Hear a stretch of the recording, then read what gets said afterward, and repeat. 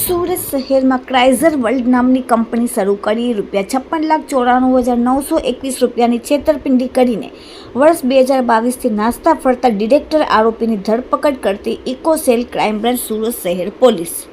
આરોપીઓ ક્રાઇઝર વર્લ્ડ નામની કંપની નામે Gauravpath road monarch complex office number 7/428 ચોથા માળે ઓફિસ ભાડેથી રાખી હતી. કેવિનભાઈ જનકભાઈ બ્રહ્મભટ્ટ નામે ઓફિસ કરારભૂત કરીને કાર્યરત શરૂઆત કરવામાં આવી.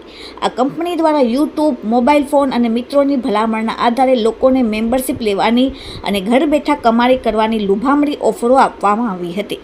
ફરિયાદી તથા સાહેદો પાસેથી ₹2400ની શરૂઆત થતાં અને પછી મૂડી પરત મળવાના વાયદા સાથે કુલ ₹55,94,000 વસૂલવામાં આવ્યા હતા. દરેક સભ્યોના નામે એક આઈડી બનાવવામાં આવતી હતી અને દરેક નવા જોડાતા સભ્યોને ₹2400 ચૂકવવાથી એને 50 ડિજિટલ યુરો એટલે અંદાજો 1200 તેના આઈડી પર દેખાડવામાં આવતા હતા. આ સમગ્ર વ્યવહાર ક્રાઇઝર.network નામની વેબસાઇટથી લિંક મારફતે ચલાવવામાં આવતો હતો.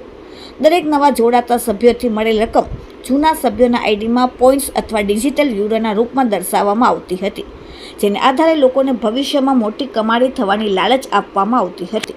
આ સમગ્ર કૌભાંડ એક જાળ સાજિશથી ભરેલું પૂર્વ નિયોજિત કાવતરું હતું.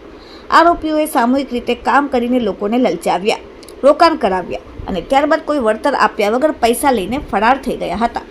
આરોપીઓએ લોકોના વિશ્વાસ સાથે વિશ્વાસઘાત કરી છેતરપિંડી આચરી. અગાઉ મોહિત કુમાર કમલેશભાઈ પટેલ, કેવિનભાઈ જનકભાઈ બ્રહ્મભટ્ટ અને મહેશ દયાળભાઈ ગુસાઈ નામના 3 આરોપીઓની ધરપકડ થઈ ચૂકી છે. હવે ફરાર ડિરેક્ટર અનિલ સુરેશભાઈ શર્મા, રહેવાસી પાલ, સ્વપ્ન સૃષ્ટિ એપાર્ટમેન્ટ અને Vipul Shivajibhai Bavishkar, Neelkanth park society, Kharvasa road, સુરતને ઇકોસેલ ક્રાઇમ બ્રાન્ચે ઝડપી પાડ્યો.